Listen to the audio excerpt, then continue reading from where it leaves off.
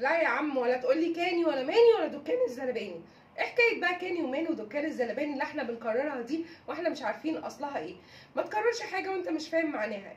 المثل ده اصله برضو بيرجع للمصريين القدماء.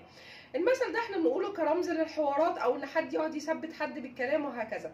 بس هو خلينا نقول كاني دي يعني سمن، ماني يعني عسل، دكان الزلباني اللي هو صانع الفطير اللي هو طبيعي يستخدم السمن والعسل عشان يعمل بيها الفطيره.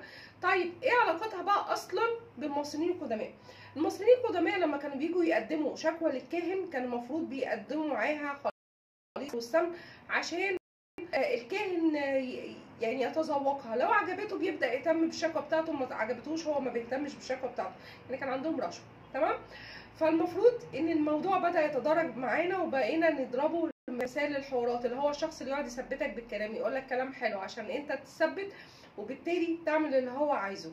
فبقى في امثال كتيره مندرجه من الموضوع ده، اللي هو كلام الليل مدهون سمنه يطلع عليه النهار يسيح، ده برضه عشان السمن. مين يقول لك ايه، لا ده بقى زي السمنه على العسل. الموضوع اصلا في الاخر اصله يرجع للمصريين القدماء. بقالي كتير ما سجلتكوش عن الامثال دي. لو الفيديو عجبكم هستنى كومنت منكم.